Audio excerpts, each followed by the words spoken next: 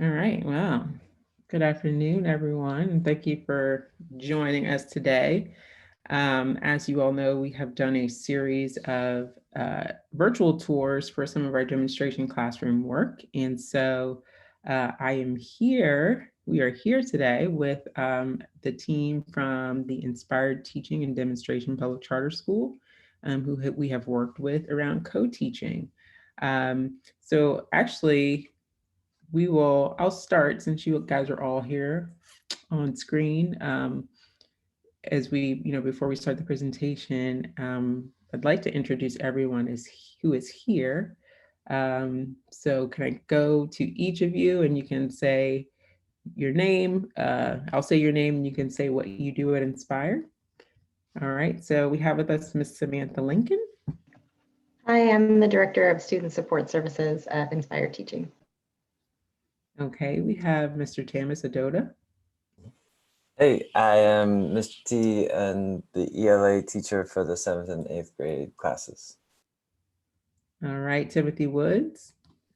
Hi, Tim Woods. I am 7th grade SPED educator.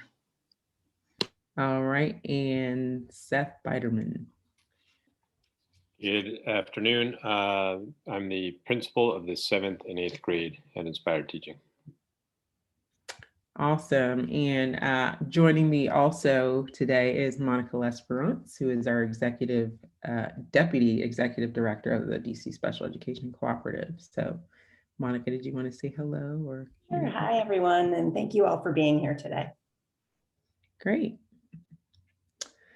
All right, so just a recap of who we are and the work that we do. The DC Special Education Cooperative, we are a nonprofit charter support organization. We started with school leaders in the DC charter world coming together, basically making a decision to cooperate, work together to try to solve common issues and problems, and therefore we wouldn't have many different schools trying to reinvent the wheel per se. So we have grown and developed and really come miles from 20 years ago. We now have 56 member LEAs that operate on 100 school campuses across the district, and these campuses serve 5,000 plus students with disabilities. So just to recap our programs as well, we have our Elevate program and the demonstration classroom program that you are seeing today comes out of the Elevate program. DC3C deals primarily with secondary transition for students with disabilities. And we have school-based Medicaid services. So as always, if you have any questions about any of those programs, you can contact us directly. And we'll have some contact information for you at the end of the session. So demonstration classrooms, and I guess the question becomes, why we develop these demonstration classrooms. We really feel like this is a tangible professional development model that allows leaders and allows teachers to actually see practices at work, being able to see them live. Oftentimes we talk about, we have UDL, we talk about evidence-based interventions, we talk about co-teaching, but it's really hard sometimes to just talk about those things without having tangible examples of what those models look like, what successful models look like, and how you can actually successfully implement them across the school. So we use grant partnerships to do this work. And so we are here with Inspired Teaching today because years ago, we started this journey with them with the use of a CEF grant. The work actually started with strategic planning. And as schools developed their strategic plans, it allowed them to see and fine tune what are the things that they knew they really needed to work on in order to improve access to the curriculum for kids with disabilities. All right, so, sorry. So I want to actually turn over this slide to someone at Inspired Teaching. And so I think Samantha, if you could just a little bit about the school, that would be great. Yeah, of course. Seth and I will share the privilege of talking a little bit about our school. So I'll let him talk about the LEA and about our model and philosophy, and then I'll share a little bit about our demographics and why we've chosen co-teaching. Thanks, Samantha. So Inspired Teaching was founded 10 years ago in 2011. And it was started with K3 through third grade. And the idea was to have a model progressive education that would be available to a diverse group of children. We are centered around 4 I's of intellect, inquiry, imagination, and integrity. So a lot of what is known as whole child approach. Some of the bullet points you see on the slide are very much our pillars. Inquiry-based methods and active learning is huge. We have a lot of kids spilling out into the hallways, working on projects when you walk through the building in a normal year. Big emphasis on social emotional learning. Teacher is considered a facilitator. Actually, the word we use is an instigator of thought. Basically, we're trying to get the kids to be autonomous and owners of their own learning. The demographic slides, the demographic bullet points there, 508 students, pre-K through 8th. We are up to 520 students is kind of our max in 22 classrooms, students from all across the city, all across the district. We are extremely diverse. You see the numbers there, 43% white, 38% Black, and students, a lot of multiracial students and students of other ethnicities as well. Our SPED population, students with IEPs, is at about 100, and an additional 30 with 504 plans. Samantha? Thanks, Seth. So as you can see, we have a relatively high population of students with disabilities. That has steadily increased over the past several years. What we've noticed is that as we've improved our special education programming and really focused on an inclusive model, we've seen more families of children with disabilities who want to come to Inspired Teaching and be able to participate in that. So co-teaching allows us for greater implementation of a universal design for learning. So making sure that we're reaching all students.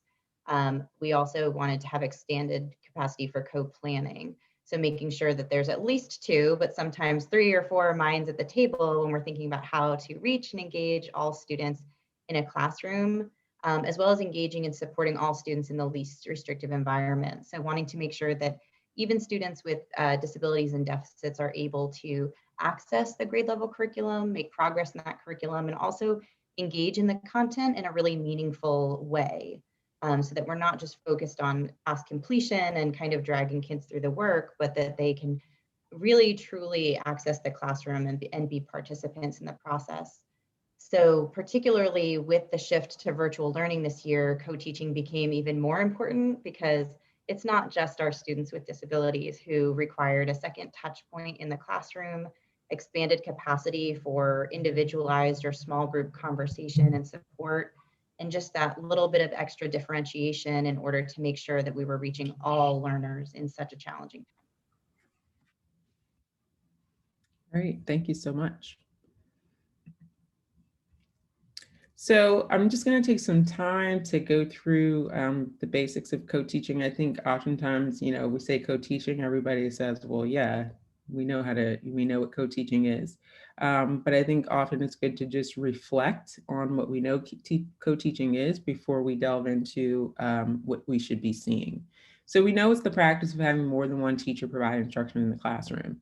And, so any model where there is more than one teacher providing instruction is, in fact, a co-taught environment. We know that for special education, this becomes really important because in co-teaching classrooms for special education, we're often looking for 2 very specific skill sets. We are generally looking for people who not only know content, but also can have some support in providing accommodations, modifications, and other sort of instructional supports and flexibility for all kids in the class. The benefit is usually the strength in numbers, right? We always say if you have more than one teacher, you're maximizing the skill set that is being provided. And because of that, you also increase the flexibility of what you're able to do in the classroom. And we'll talk a little bit about that as we go.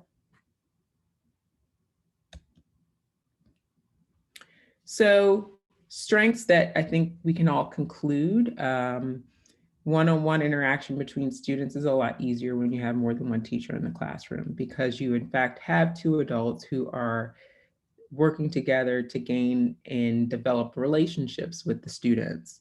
Access to general education is required by law. So what we're doing in the realm of special education, when we use co-teaching as a strategy in our continuum, we're giving, that classroom community access to the general education curriculum, and then we're working together with special education experts to determine and decide what are the best things to put in place in order to facilitate that access for our students with disabilities. So the specialized instruction is there when needed. The best thing is that all kids benefit, right? I mean, I think we can all, hopefully we've all reached a point where we understand that the strategies that are used for special education are simply just good teaching, and they're strategies that will benefit all students. This environment, this flexible environment, this responsive environment really promotes independence for students with disabilities. And secondly, or another thing to add on is we definitely get more creative instruction. When teachers can share planning opportunities and they share the planning process, we get a lot more out of it. And so when we have two teachers who are complementing each other's strengths, able to be critical friends and work through each other's weaknesses, we build camaraderie, we divide the workload, and we get a much more inclusive environment. I think we all know, if anybody has ever been a co-teacher, raise your hand. I have been a co-teacher. I have co-taught. Okay, there are challenges. The biggest challenge often is the time that it takes to build relationships between the two adults in order to come together and mesh well as a team to provide the services and instruction that we need to provide to students.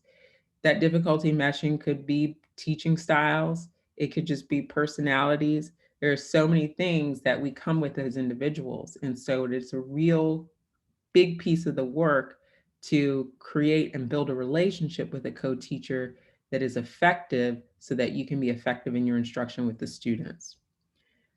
Two things I also always like to point out is if there's a lack of administrative support for co-teaching, it is very hard for it to be successful.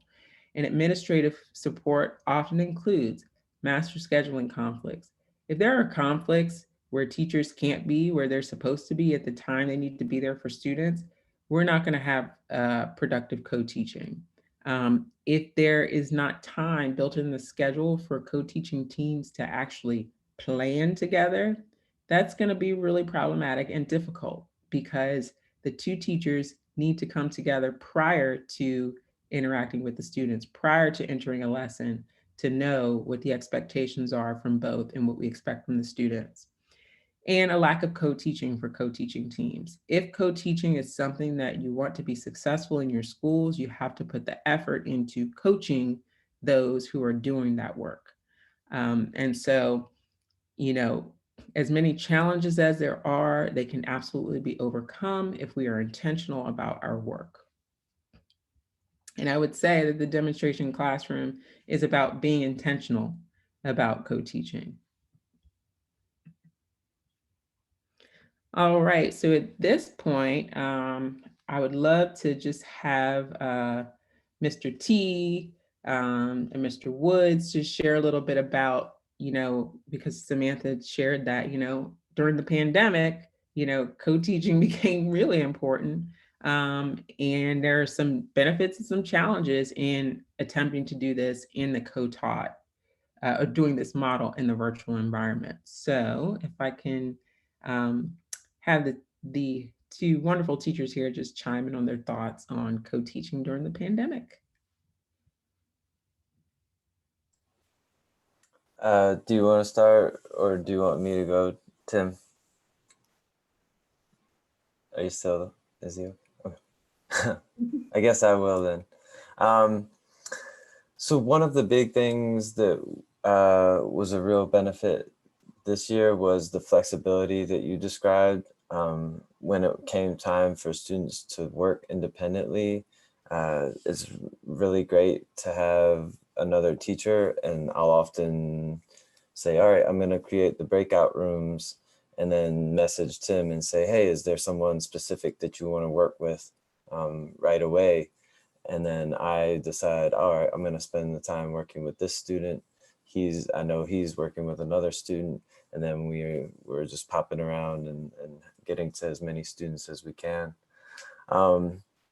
Another big thing was making sure that the instructions are everywhere and accessible, whether that's saying them out loud, putting it in the chat, having it written all over the documents, but making sure that there's never an uncertainty of what we're supposed to be doing. Yeah, and with the different types of learners we have, you might find that you could just say something one time and people are off working on their documents. They're in Google Classroom. They know where it is in the stream. They're moving forward. But some of our other learners, you might literally need to help them with logging in, provide them the exact name several times in the chat, multiple reminders. And that was part of the benefit. As Mr. T said, we can go into a breakout room and we could take 3 students and say, all right, we're going to do this. And here's a sentence starter. Any questions? And again, with middle school, in general, kids don't always want to ask the question, oh, can you repeat that? But in a virtual environment, sometimes we found that when there's 20 kids in the classroom, they may not want to say, I don't know what's going on, because they're embarrassed. But in a breakout room, they might say, wait, how do I do this again? Or what can I do to make sure it works? So when you have that ability to know your students and divide and conquer, it really makes a huge difference. Yeah. If I can chime in there, I really like that point about instructions everywhere. I've had the opportunity to see, last year's classroom versus things that happened and how you worked during the pandemic. And the instructions everywhere wasn't necessarily a strategy that was used in the in-person classroom. But would you say that one of the benefits here is that this is something that you learn that you can take into the new year as a practice that would be beneficial in person as well? Definitely, yeah.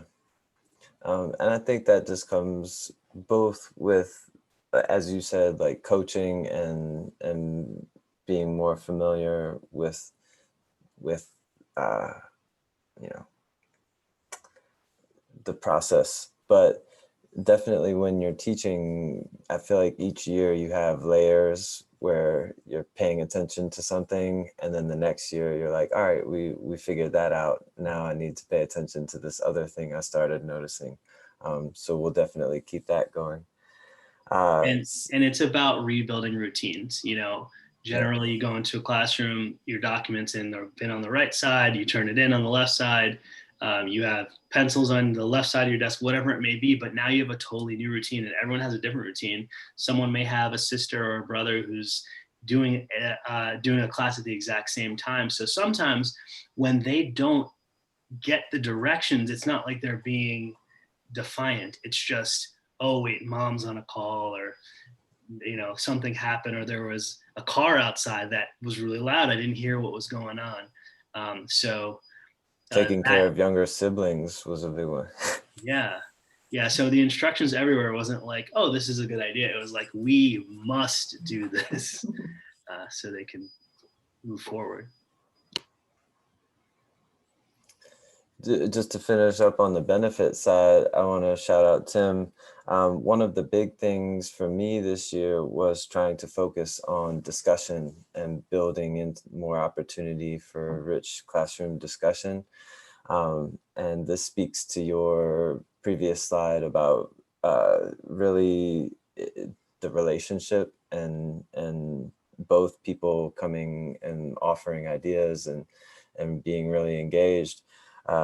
Tim, we were talking about how to get them talking, and he was like, oh yeah, let's randomize discussion.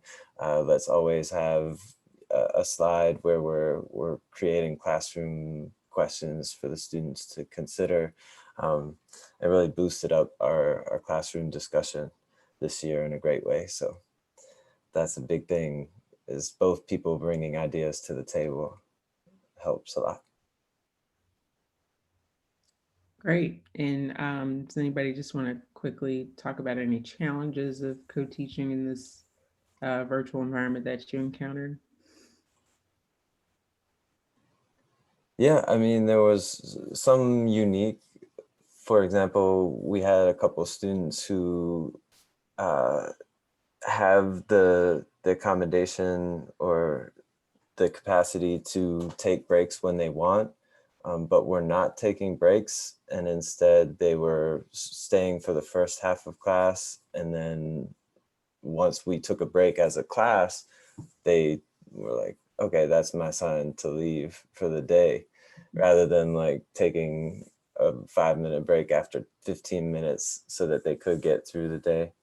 And as Tim mentioned, there were a few folks who needed a lot of reminders and individual guidance to get them to open documents and to begin their work. So that was a pretty, like, that required a lot of time and effort on our behalfs to get them going. Another challenge I'd say was work-related anxiety. So essentially, the way Google Classroom is designed is, if you go in and you're missing 5 assignments, you see 5 red missing marks. Unlike an average day in a class, you're like, yeah, I've got 5 assignments missing, but this piece of paper, I'm going to finish this today and I'm going to feel accomplished. I'm going to have this one thing done today. But if you go into Google Classroom, it's like, oh wait, before I even get to this one thing, I've still got 5 other things missing, and multiply that by 4 classes. So there are a lot of students who just gave up on some level. So trying to get them to recognize, hey, we've got one assignment here. We're going to do this. We're going to give this 100%. And don't worry about anything else. I know it can be anxious, but it's kind of like life. Like, yeah, you've probably got a million, maybe some bills to pay, maybe some things, but right now you're just going to knock today's job, like work, out of the park. Convincing them to focus on one thing at a time was really, it was a challenge, but you just have to talk to them to the best of your ability. Great, awesome. All right, so talking about a model co-taught classroom, what you would see. I always say you want to see at least 2 of these 5 models being used during a lesson.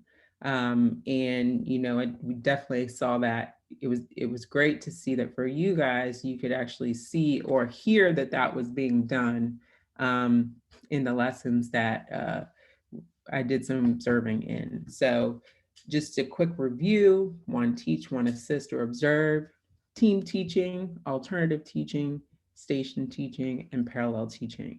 And we have some visuals of each of those models and how they would look in the classroom. Obviously, in a co-taught environment, they're going to look very different, but you guys talked about using, the Zoom rooms for alternative teaching. We're going to see how you guys talked about using Zoom rooms for stations. And parallel teaching as well. So there were options within the virtual environment that allowed you guys to use each of these models, actually, which was really good to see. Some of the other key things that we'll go throughout the presentation: parity among classroom staff. We always want to see in a co-taught classroom almost a sense of not being able to know who's who in terms of both staff and students. And I think you guys did a very good job of getting to that place. Always want to see evidence of differentiated instruction. If you've got 2 teachers in a classroom and we're not seeing differentiation, that's definitely something that needs to be worked on, because it should be, almost at least a little easier to differentiate when you've got 2 heads on one task. The flexible grouping, which comes with the models, and using instructional and assistive technology, which we also got to see a lot more in the virtual world. All right, so one of the things about the demonstration classroom that is really important is feedback and observation with fidelity. If you are intentional about something, and when you're going to do observations, there are very specific things that you are always looking for in order to achieve that goal. Just as we've used for a while now, we have used the feedback and observation tool that actually was developed by Wendy Lochner and Wendy Murkowski, both of whom are connected with Marilyn Friend, who we all know Marilyn Friend is the co-teaching guru. And so they have a co-teaching observation checklist that we adopted for this work. And we actually took it to another level where we revised and refined an electronic tool, which was really exciting. The great thing about the observation tool is that it allows teachers to actually track specific things. It allows observers to track specific skills, be rated on those skills, and then you have a feedback score that allows you to be not yet co-teaching, an emerging co-teacher, developing co-teacher, or proficient, or master actually. So 60 to 66 points is a master co-teacher. So there are always look-fors, and some examples of the look-fors you can see here. But I will just quickly go over some of those look-for items. We're always looking for parity. We see two adults collaborating together very well in the classroom. We're looking for an environment that demonstrates even the equal use of physical space, right? So if we were in person, we would see that there would be 2 desks for the teachers. We would see that, teacher 1 isn't just, or teacher number 2 isn't just lugging their stuff in the room and putting it in a corner as if they're sort of a second, an afterthought to instruction. We would see grouping that allows for co-instruction, differentiation, and access. So those are the general look-fors in the observation form. There are also listen-fors that are very important. One of those things is really demonstrating shared responsibility. So it's in the language that is used in the classroom that teachers are demonstrating. It's not I. There's not one teacher saying I and saying to the other one you. We always want to hear we in that classroom. Communication between teachers is very clear and very positive. And we're also want to see evidence of community, right? So all kids are considered an equal part of the classroom. It's not your kids and my kids, it's our kids. And that's the language that you should hear during instruction. And finally, leveled questioning is very important. So we see from both teachers that questions are being leveled, scaffolded, adjusted according to student need, so that all kids are engaging in the conversation. And finally, there are the ask-fors, and these are things that you can see or have evidence of when teachers are planning. Some of those key ask-fors, we see here the number 1 is co-planning. And so we should be able to see that teachers are planning together using similar documents.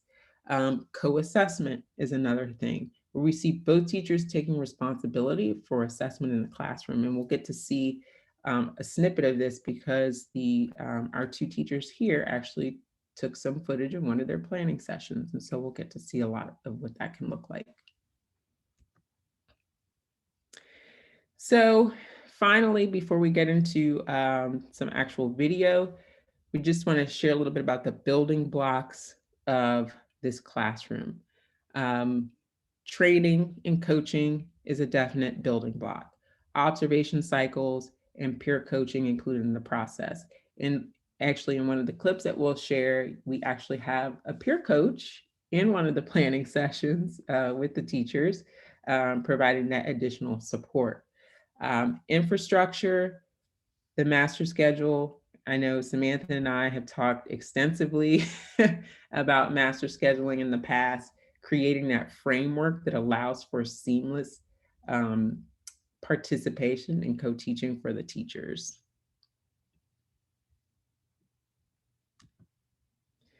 All right, so we introduced our two teachers, and if you guys want to go ahead and just share a little bit about yourselves and your classroom. So we'll start with Mr. T, our gen ed teacher. Just to say Just your that I experience. am, so I started out as a high school English teacher with 9th grade students, and I had never had a co-teaching experience. And then when I moved to DC, I joined Inspired and have had a wealth of co-teaching experiences now and have come a long way in my own teaching and as a co-teacher, which has been great. Mr. Woods, I was able to co-teach my first year when I was in a program which enabled an alternative career route.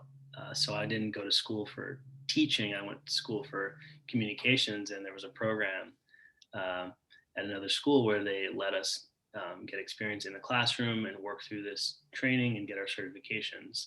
So I loved that first year.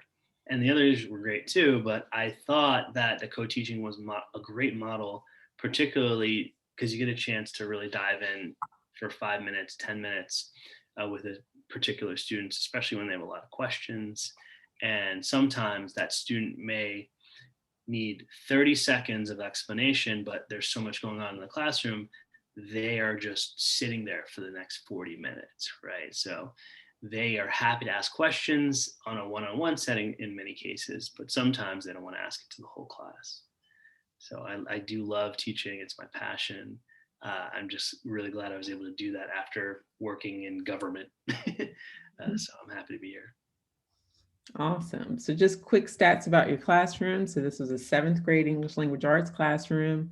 You guys had 21 students this year. 62% of those students are students with disabilities. And so you had 12 IEPs, 1 kid with a 504 plan, 2 English language learners, 11 boys and 10 girls. So this is not an easy group. So let's see what you've done. All right, so we'll start with code planning and action. You see yourself there, Mr. T? All right, so we'll take a look at this. And then, I have some points that, everyone can look at as we're watching that sort of come out of this.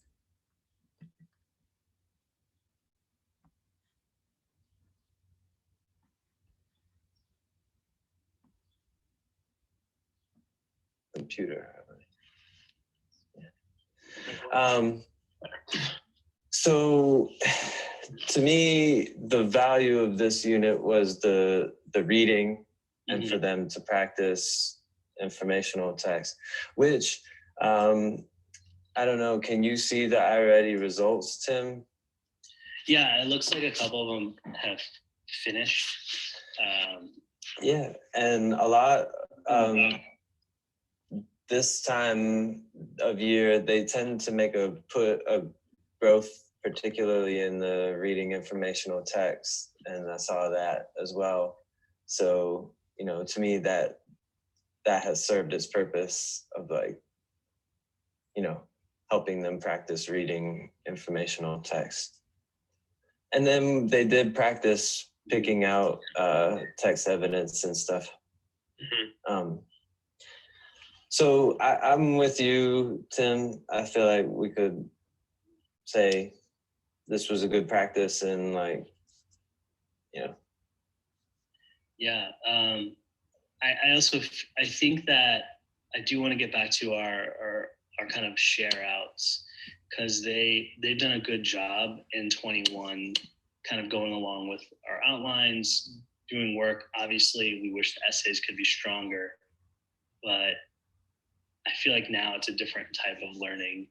I love them to verbally apply some of the skills that they've been developing. Yeah, I wonder if learning from this past project, if like an essay is like too daunting for them, even with all the scaffolding you guys are doing, like if maybe taking a step back the next time you do writing and like, let's do a super solid paragraph or something. Yeah. Starting with that, and then, you know, trying to build up to a longer essay by the end of the year. Yeah, and I feel like this was a step up. The first essay type writing we tried, we gave them, you know, these templates where it was already 50% written and they just had to plug it in. So this was a lot more free form, and I think a lot of them did some good work in terms of, you know, coming up with their own topic sentences and then using like real life examples. Okay. And then the next time you do a writing project similar to this, maybe using the data from this past one to like form some small groups. So that for the kids who, you know, kind of did do it and were on track, pushing them. Yeah. And kids who need like need the significant support to even get started, like making sure check-ins with them happen early. Yeah.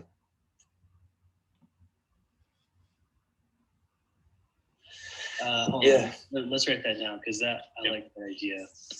I wonder if there's a way we could kind of flip the class. So maybe we do 4 groups, and then 2 of the groups are working on independent assignments, and then we're meeting with each small group independently, either you or I, and then we flip. And then in the second half of the period, they do their independent assignment. Yep. Yeah, that's a great idea. Because I feel like part of it, Tim, I feel like you're probably feeling this too, is when we go in and we have like 9 kids in our breakout room, you feel like you're juggling and maybe not having, well, if you are having like a really thorough and meaningful work session with one of them, then like 3 of them are not doing anything. Because they're waiting for the All right, so you can see, you know, I was able to see a lot of those ask fors in that planning session. The first portion of the planning session actually starts out with a discussion of assessment, right? Both formative, right? Both formative assessment and some skills assessment, because she talked about the correlation between what you found out formatively and what you saw in the iReady results. And so that is an example of 2 people taking responsibility for the assessment data and the outcomes for the students. Definitely integrating both of your ideas and expertise. There was not one teacher or not one person in this planning session who was dominating, you know, what the next steps were. The planning was a full discussion between 3 people to come to some conclusions about what needed to happen next. And you came to the conclusion about which models to use in order to effectively execute your lessons. And so we get to see, you know, what we could look for in the following lesson, which is looking for the use of those small groups, using that station teaching and parallel teaching to get to each student to provide a little more intensive support if needed. So, do you guys have any comments on that or any additional things to add?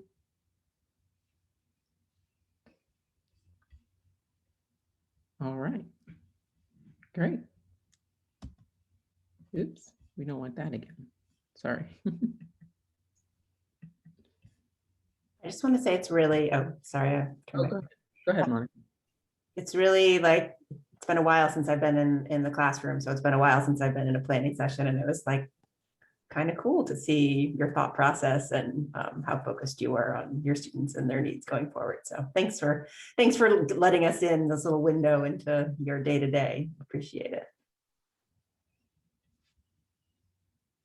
All right, so now we're going to see the classroom in action. And so in this video, just to, sort of prime everyone who's looking, we're going to really see, I think what we really see from the two of you is the strength in team teaching. The back and forth, the volleying, the bouncing is very obvious, but we're going to see so much more. Not only are we going to see the collaboration and the parity, but we're going to see even how the two of you working together allowed you to differentiate so much more and universally design what was being presented.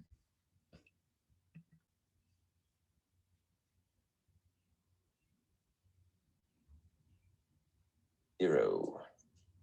Yay. 5 responses from this great class. And this first one is just a multiple choice question. I'm gonna guess the most popular choice will be 1 week. And I'm gonna guess the least popular is 1 month. All right, let's see. All right. All right, who's quick to act? 6 responses. Mr. T was right. It is 1 week. Wow, interesting. Who are 3 people who spent a month away from home? Me, but I consider Vermont my home, so. Okay. Casey, who else said a month from home?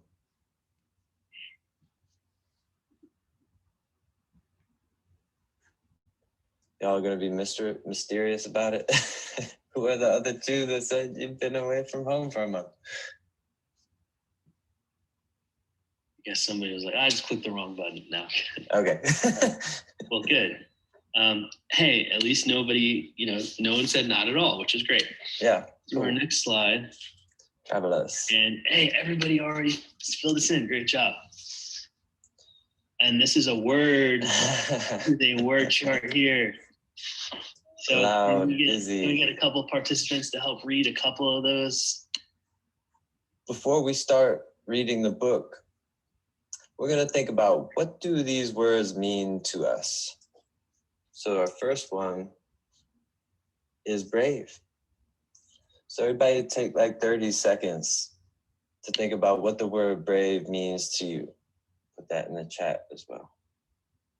So what does brave mean to you? And you can put your response in the chat or you can say it out loud.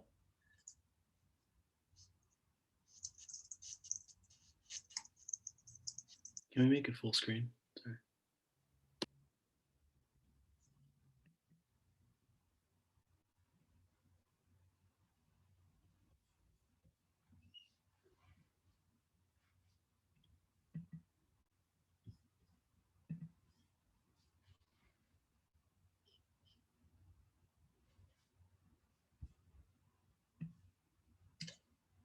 Thanks, Casey and Elijah, for responding. And Alexis, great. So I see fearless, having the strength to do something dangerous. Beautiful, Elijah. And send that to the whole chat. That's a great thing. Just not, you're sending it directly to me. Yep, nice. Cool. So I'll pause there really quickly, just because I want to highlight a lot of the universal design that we're seeing that's happening here.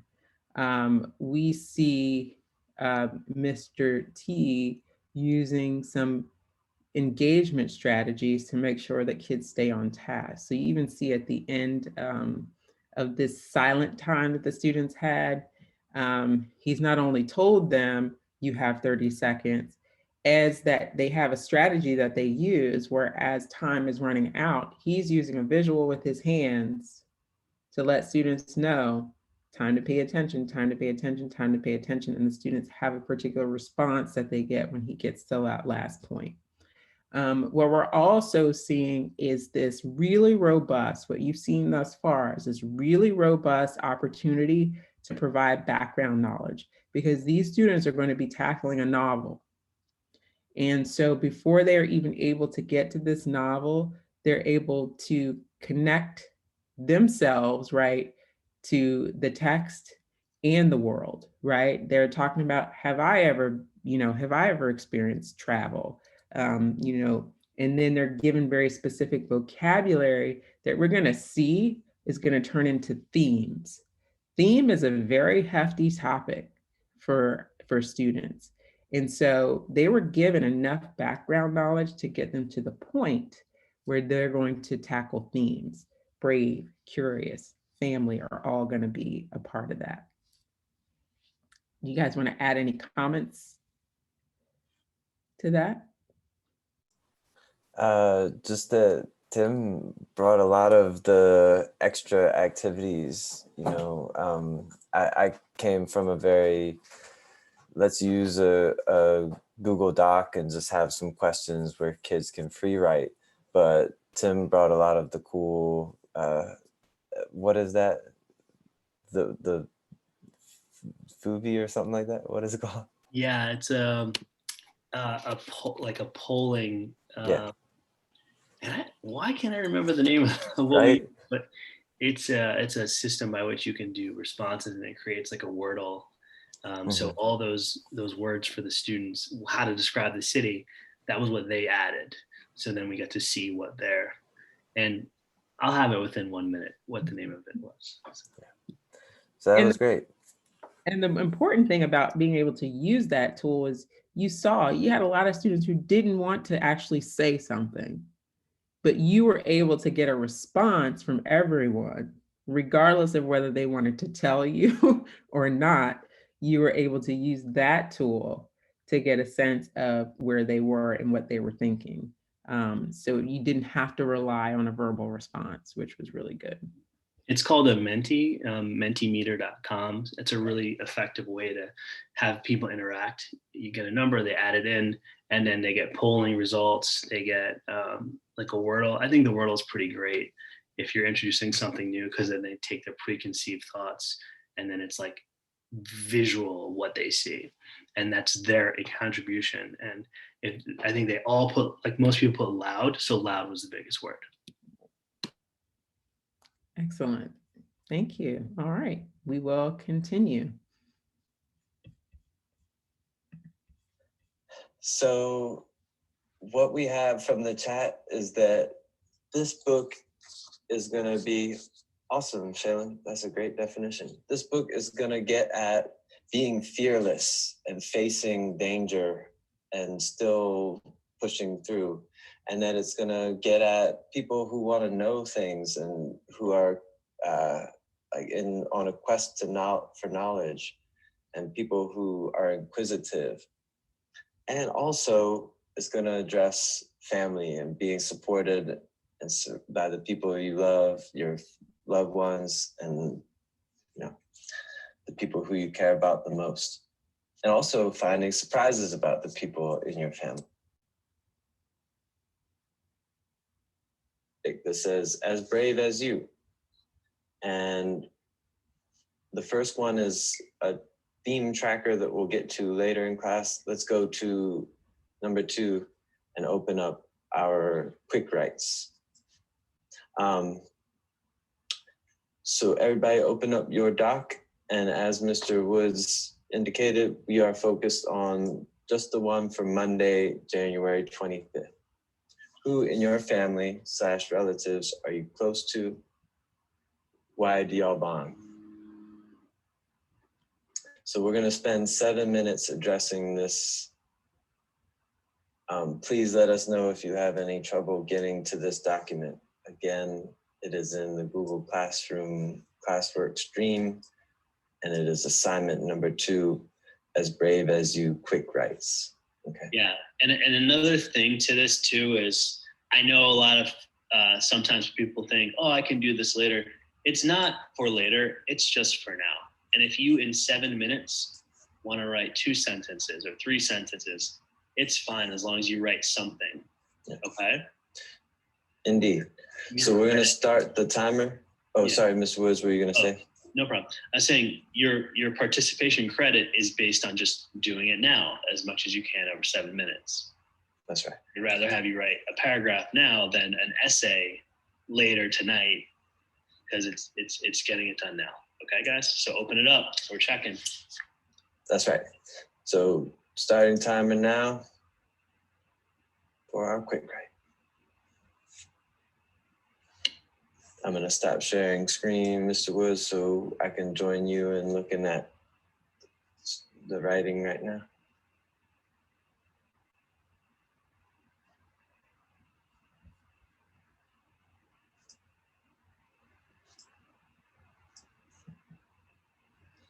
All right, so some really important things happening here. We see the quick write is being structured, right? So you're showing them where to go, you're showing them where to be. One of the parts that I cut, because I can't show you in a whole hour video, is that Mr. Woods actually pointed, he had the assignment posted and had a blue arrow going to where they should work and a red arrow going to where they should not work. So it was very clear by the time that they had to start writing, the students were very clear on where they should be writing. The use of the timer, telling kids that they have 7 minutes is wonderful. However, you also heard that he was very clear.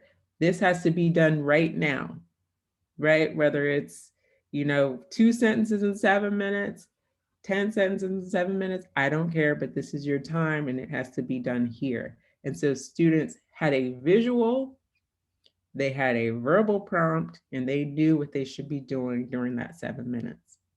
Lastly, what was really important in this is that while the students were working, teachers were taking turns observing, right? So we get to see this one teach, one observe approach, because while students were working in their documents, teachers were looking to see what each student was doing in order to provide feedback. So there was no opportunity really for students to get lost during this writing activity. And when we talk about universal design, I always talk about, the GPS system. It doesn't allow you, it doesn't let you, go off 10 miles down the side of the road before it turns you around. And that's what really universally designed classrooms should be doing, monitoring progress so that students aren't allowed to get lost, and have gone too far before you can turn them back around. So any comments there, guys, before I continue? All right. I just want to make sure I'm getting it right for you guys.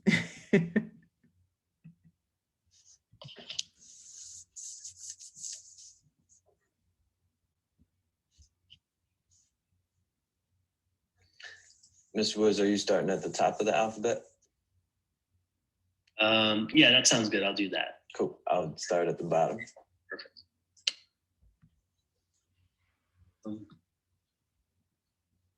And we see that prompting again. Can I have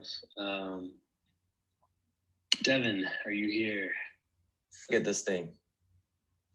It's a beauty. It's a marvel to behold, because it has all these colorful, beautiful pictures. So as we make our way through the novel, As Brave as You, we're going to practice taking notes and making observations about this text. On the left side of the chart, you're going to see big ideas and like themes that this book brings up. And then on the right-hand column, you're going to put the page where you see it happening. So this is important because it's going to help us keep track of when things happen in the book. So our first thing to look at is being young and curious.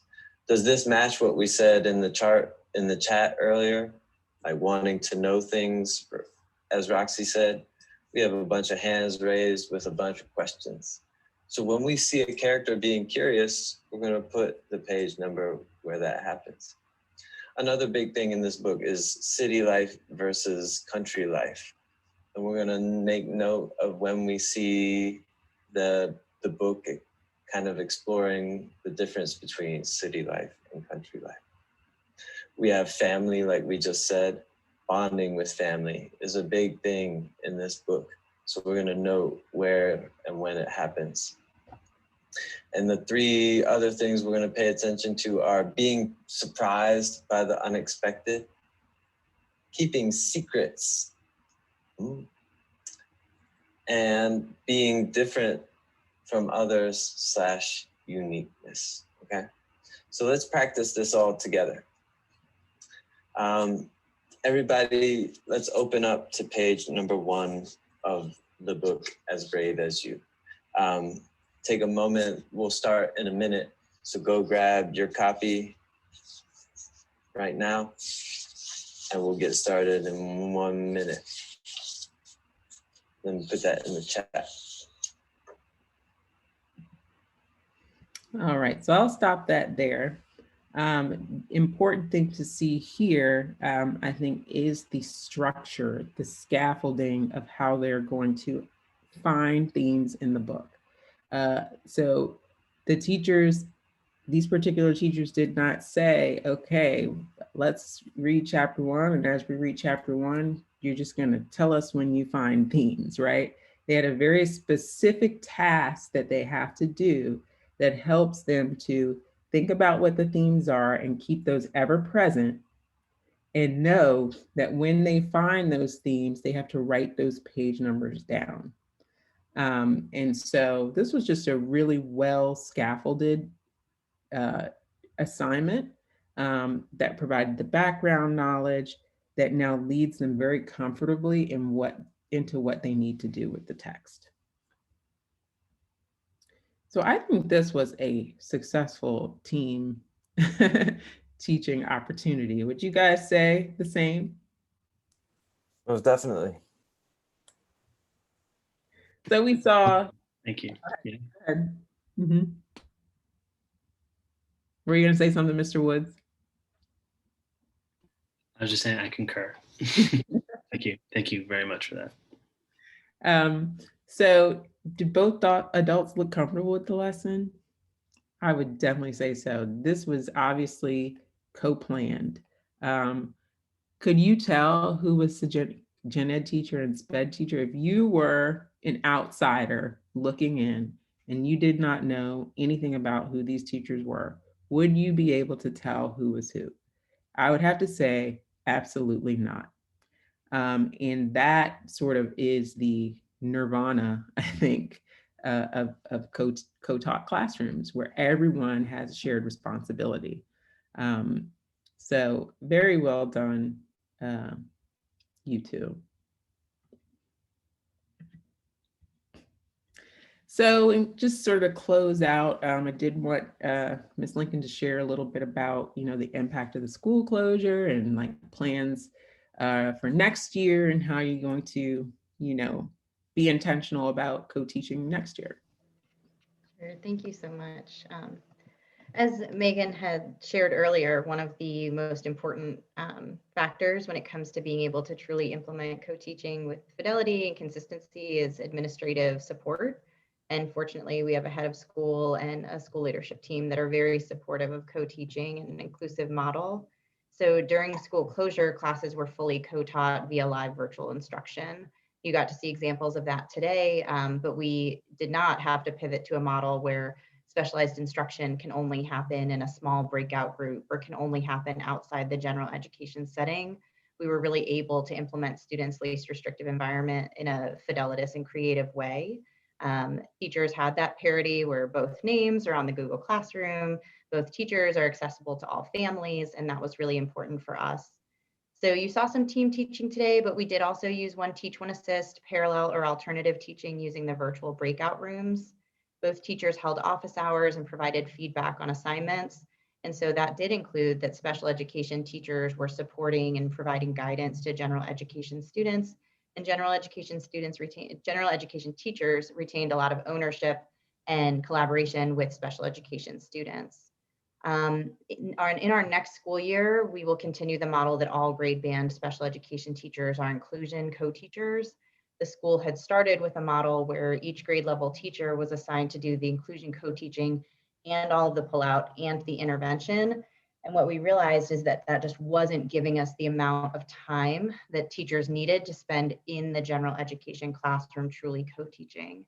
So this shift to include additional interventionists in our program and additional specialized programs really allows our grade level core co-teachers to be in the general education classroom.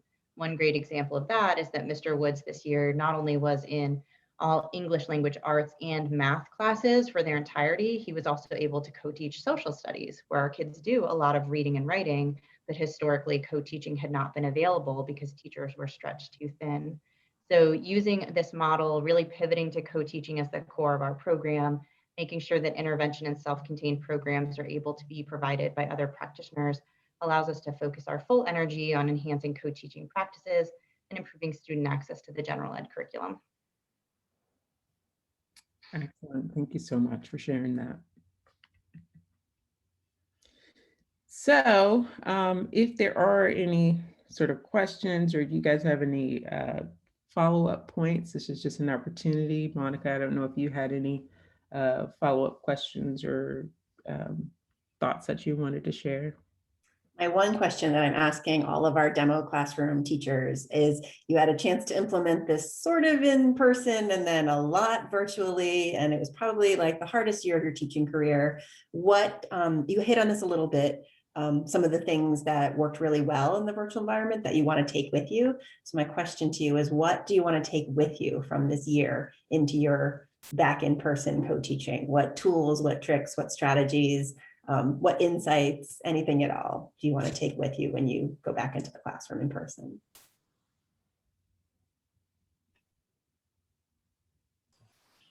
I'll start by saying just continuing to scaffold and use visuals. I'm sure Megan can attest to this, that, you know, the first year of my teaching ELA at Inspired, we were giving out little strips of paper that would have like 1 or 2 questions for kids to write on, but have come towards, hey, let's put a little box on the side with a picture to remind our students what this word or what this concept is all about.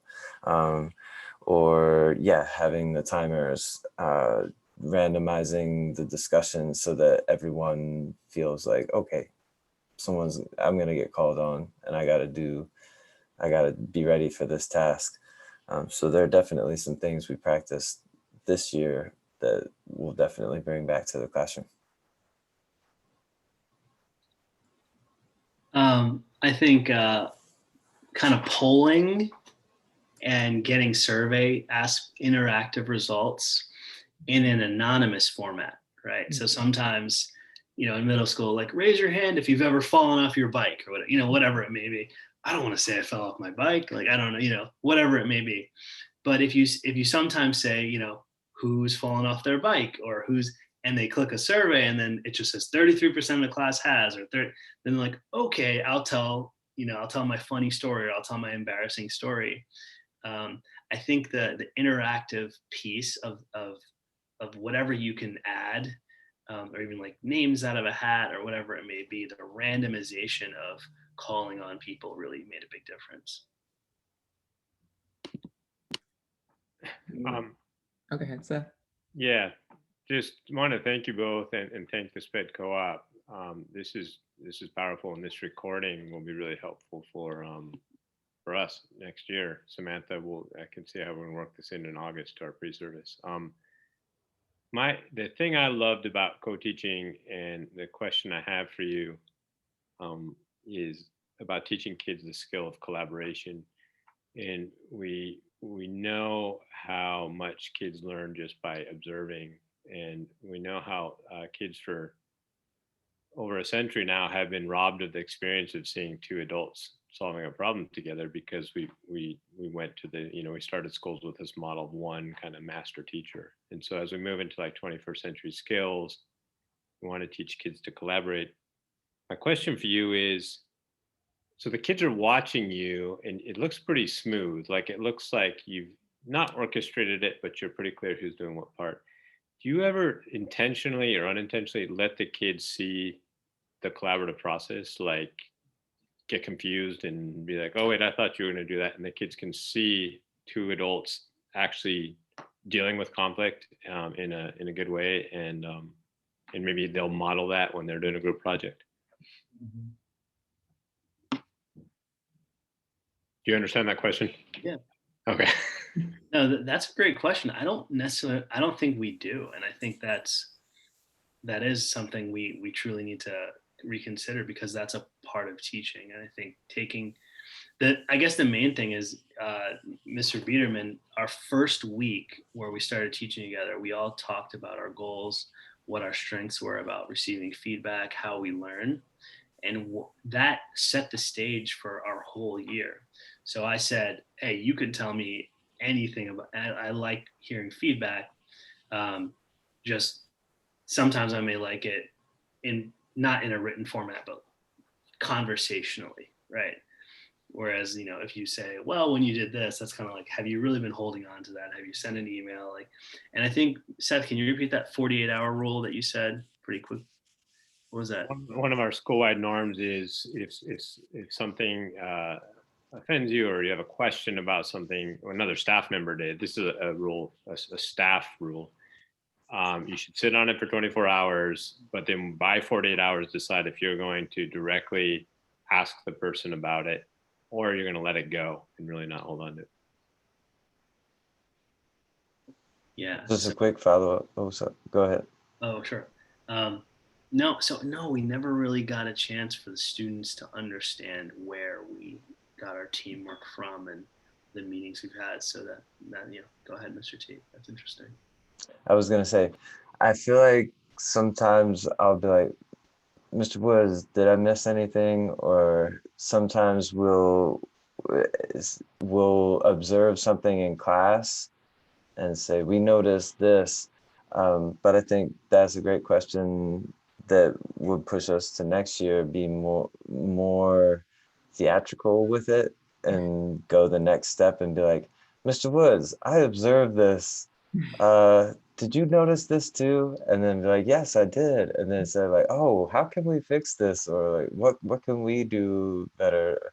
I think we did a fair amount of that behind the scenes through like chatting each other and stuff like that. But to make it more explicit in front of the kids would probably, be a good thing. One of the benefits of having a lot of different co-teaching teams, because all our grade level teachers are co-teachers, is that they each have different styles. So I would definitely say Mr. Woods and Mr. T are the chillest of our co-teachers, and maybe I wouldn't expect them, to model that kind of conflict. But our third grade team, for example, they argue about sports. They construct and contrive arguments about what math model to use to solve a problem, and engage with each other in that way so that you get opportunities to see, how do I express disagreement respectfully?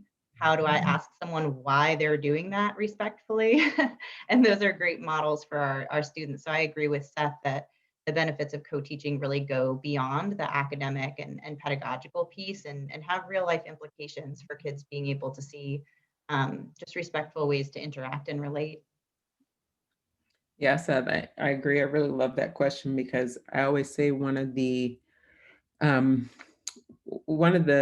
missed opportunities, or the things that we don't think about for co-teaching, is the fact that it is an opportunity to model what good interaction between people can look like. Because we are not just teachers of content, but we also teach behavior, and we can teach good interaction through good co-teaching, and we can model the behaviors of how we want students to interact by what we do with each other as adults in the classroom. So that's an excellent point. All right. Well, you know, as always, we want to continue. I'm hoping we still need to discuss with this group, but I'm really hoping to possibly implement using Mindprint with these two next year. So we'll discuss that and see if that's another way to sort of expand and think through the work. And for those who are watching, this is what the co-op does. This is what a demonstration classroom looks like. Here's what the opportunities are. And if there are questions and you would like to join us in this journey, please definitely send us an email at info@specialedcoop.org. Thank you, thank you, thank you to my Inspired Teaching team. I think this was a really I am so grateful that you guys wanted to continue to do something during this very challenging year. And I've just been really amazed and excited to watch you guys just like shift and grow over time. So, you know, let's not end it here. Let's keep going. And just really appreciate you all. Thank you so much for coming. Thank you, May. Thank you. Thanks to the co-op. It's been That's right. Much. Thanks so much. All right. Well, have a good afternoon. Happy Friday. Same to you. Everybody. Bye.